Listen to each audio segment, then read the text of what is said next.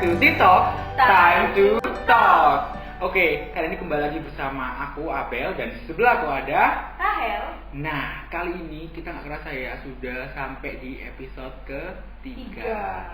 Nah, bisa dibilang kita habis ini tuh akan masuk masa-masa MPLS ya, kan? MPLS. Nah, MPLS mungkin nih kalau misalnya buat kayak masa-masa MPLS ya biasanya kan kita udah excited banget ya, iya, mau masuk pelajaran apa, mau ketemu guru mana, bersosialisasi gitu kan. Nah, buat Rahel nih, kira-kira suka pelajaran apa sih? Kalau aku pribadi, aku tuh suka pelajaran PKW. PKWU. Iya. PKWU apa sih? Oh, PKW itu ya, setahu ya, PKWU yang aku suka itu saat bagian yang masak-masak. Oke, masak-masak. Ya, aku suka yang gitu. Mungkin supaya kelak jadi ibu rumah tangga yang baik kali ya. Amin, dia bisa. Ini untuk pelajaran PKW gitu kan ya, ini pas banget. Kita itu kali ini bakal ngundang satu narasumber dan guru kita juga. Nah, ciri-ciri gurunya ini ya udah baik, murah senyum ya kan. Ini kalau misalnya bukan senyum, nggak pernah senyum atau bahkan senyumnya jarang, berarti itu bukan guru yang satu ini. Kita undang kali. Dan pas juga Rahel, guru kali ini itu berperan penting dalam berjalannya MPLS SMA Kefrateran kali ini. Iya. Gitu. Atau langsung kita mau panggil aja? Oh, sebentar. Bentar. Kita mau tahu lagi kalau salah satu narasumber yang bakal kita undang ini itu guru PKWU dan juga guru ekonomi. Benar banget. Iya. Ya. Ini mungkin langsung kita panggil. Mungkin udah pada penasaran kali ya nonton ini ya. Oke, kita panggil aja ya. Ya. 1, 2, 3. Mari Pak Markus, silakan.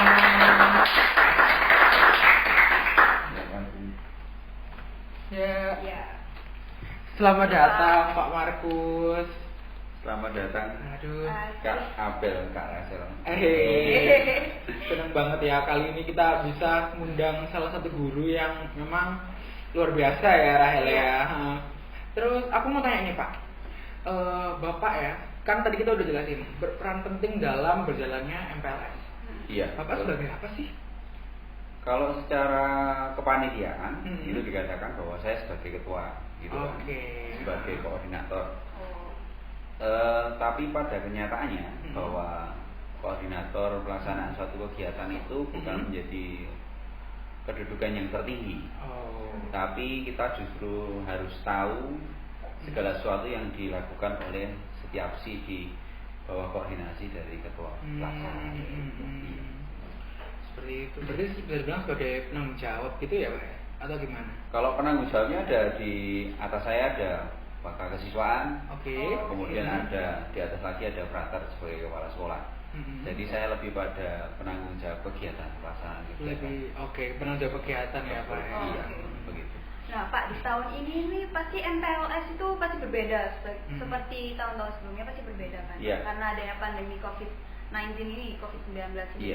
Nah, tahun ini SMA Kefrateran itu MPLS-nya gimana sih Pak? Mungkin agak berbeda agak berbeda itu seperti biasanya. Menggunakan media apa?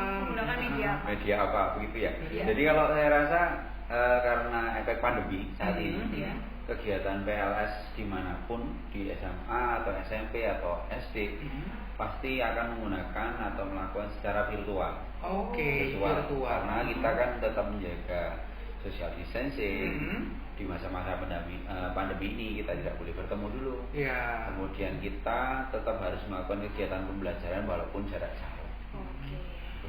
Tapi untuk protokol kesehatannya gimana Pak? Apakah kita sebagai SMA Kefrateran dan Bapak Ibu guru yang menyiapkan MPLS kali ini, apakah sudah mempersiapkan protokol kesehatan dengan baik Pak? Karena mungkin supaya ini ya Pak, terlihat kalau misalnya berarti SMA Kefrateran ini siap gitu. Gimana Pak? Kalau dari sisi MPLS atau masa pengenalan lingkungan sekolah gitu, menerapkan sisi kesehatan untuk menjaga social distancing dan segala macam, artinya bahwa kita tidak melakukan kegiatan MPLS secara langsung, tapi secara virtual, tidak ada kontak secara rumah ya Pak ya? Di rumah. Kemudian kita menggunakan salah satu aplikasi gitu. kemudian yang hadir untuk pelaksanaan PLS dan pra PLS itu hanya Bapak Ibu wali kelas dengan beberapa Bapak Ibu pendamping.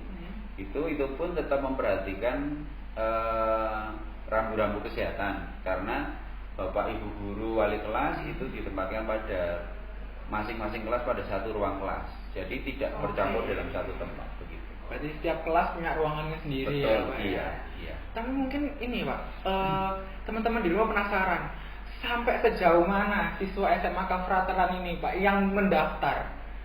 Mungkin jauh dari Sabang sampai Merauke. Aduh, yang paling jauh di mana ini Pak? Kita mau cari tahu dong Pak, ya kan? Iya. Yang pasti di seluruh Indonesia masuk untuk di Kefrateran ya, tapi sebarannya itu yang lebih jelas dari sekolah yang lebih tahu sebarannya berapa provinsi, kemudian jumlah siswanya sampai saat ini masih ada pergerakan, sehingga mereka mau masuk ke Kefrateran. Luar biasa ya.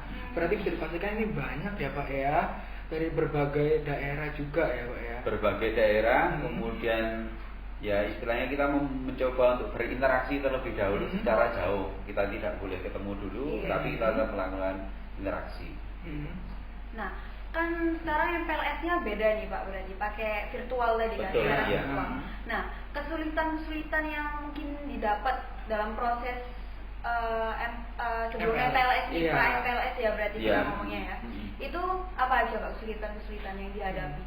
Kesulitan-kesulitan yang dihadapi pasti teknologi ya, karena biasanya kalau PLS yang terjadi sebelumnya kita akan ketemu dalam arti mempersiapkan secara fisik. Oh, ada persiapan panggung, ada persiapan ruang aula. Tapi sekarang yang dipersiapkan itu bukan bentuk fisik, tapi adalah teknologi, di mana Bapak Ibu guru juga harus belajar untuk teknologi, menguasai teknologi, supaya ketika mungkin proses sharing tentang baik itu tentang materi PLS ataupun pelajaran itu berjalan dengan baik dan lancar begitu. Itu satu yang baru sih menurut saya. Kalau biasanya kita ngecek panggungnya sudah siap atau belum, lah sekarang kita uji coba ini internetnya lancar apa tidak, ada gangguan apa tidak. Nah, kalau misalnya nanti secara virtual kemudian ternyata ada gangguan internet, acaranya tidak bisa berjalan kan? Iya benar banget sih. Itu yang jadi PR. Terus kalau misalnya untuk yang disiapkan siswa-siswi yang ikut MPLS apa aja Pak? Yang dipersiapkan kegiatan untuk para peserta PLS itu ya. Yang pasti pertama teman-teman harus disiplin waktu. Gitu. Disiplin waktu ya Pak ya. Ingat jadwal. Ya kan? Ingat jadwal. Karena susah banget tuh kalau di rumah ya kan. Jangan sampai ketinggalan. Gitu. Kalau misalnya acaranya dimulai jam 8, ya paling tidak jam setengah 8 sudah standby, sudah masuk dalam room atau istilahnya harus join dulu. Kalau joinnya terlambat berarti termasuk pelanggaran. Itu ya, itu penting ya Pak ya. Apalagi mungkin karena di rumah, jadi godaannya agak banyak ya Pak ya. Godaannya banyak. Luar biasa. Kalau nanti mungkin teman-teman ada yang, aduh kasur dulu kali ya. Ya seperti kayak gitulah. Ya harus ingat waktu. Harus kayak mungkin di sini itu yang terpenting itu memang kita harus mau dulu ya, disiplin waktunya harus kuat dulu ya Pak ya. Nah Pak, ada bocoran nggak nih Pak untuk PLS tahun ini? Bocoran untuk PLS tahun ini? Iya. Bocorannya pasti nanti akan disampaikan. Jadi artinya hadiah. Ini masih sebuah misteri akan disampaikan. Yang pasti bermacam-macam materi yang disampaikan di sana. Kemudian bagaimana teman-teman ini, adik-adik kelas yang berada di kelas 10 baru, siswa baru ini akan lebih merasakan menjadi fratorian walaupun belum merasakan masuk dalam gedungnya, tapi sudah merasakan nuansa itu, nuansa fratorian. Ya nanti dimulai dari acara pra PLS, kemudian PLS selama 4 hari. Sebelum pra PLS dimulai pun Bapak Ibu wali kelas sudah menyapa, sudah istilahnya berbincang-bincang secara virtual, sehingga mereka sudah bisa merasakan bahwa oh iya saya sudah masuk di keluarga Kefrateran begitu. Tapi ada nggak Pak ketakutan kalau misalnya nanti seandainya sudah sekolah kembali seperti normal, teman-teman jadi susah nih Pak buat bersosialisasi karena biasanya virtual, nggak pernah ketemu. Jadi waktu masuk akhirnya mereka kayak MPLS lagi, harus kenalan lagi. Gimana Pak? Sepertinya tidak sih, karena mereka kan sudah bertemu secara virtual. Toh mereka sudah melihat wajah, hanya mungkin ada canggung-canggung sedikit, fisiknya belum bertemu, tapi saya rasa tidak jadi masalah. Oke. Nah, para siswa ini yang misalnya tidak memiliki fasilitas yang mendukung, misalnya Pak, itu bagaimana Pak caranya untuk mengcover? Iya, supaya ada ini ya Pak. Kalau mungkin mereka kayak kurang ada fasilitas yang kurang memadai, mungkin dari pihak sekolah ada kebijakan tertentu supaya mereka mungkin bisa menggunakan ini atau itu. Ya, misalnya ada satu anak yang mungkin koneksinya kurang atau HP tidak memiliki ponsel atau seperti itu kan tidak bisa mengikuti PLS. Nah itu bagaimana cara sekolah untuk menanggulangi dari kebijakan?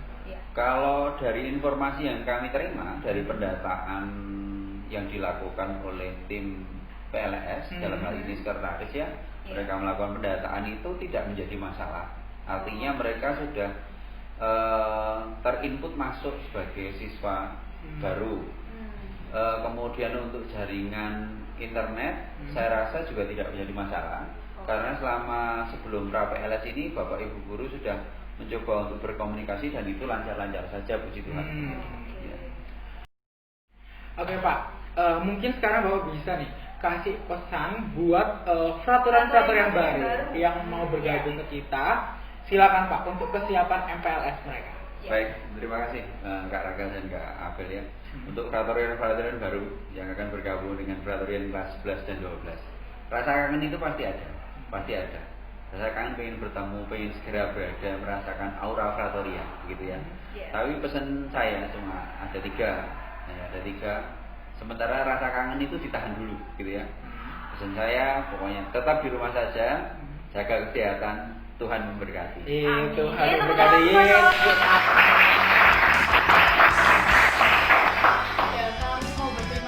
Thank you banget. Sama-sama Kak Raga. Narasumber episode 3 ini. Semoga nanti MPLS-nya berjalan dengan sukses dan lancar ya Pak ya. Oke. Semoga Pak Markus juga semakin terberkati. Terberkati dan selalu berkarya. Luar biasa. Selalu berkarya. Oke guys, thank you juga buat kalian yang sudah klik video ini. Jangan lupa buat like, comment, and subscribe. Aku Abel. Aku Rahel. See you on the next episode.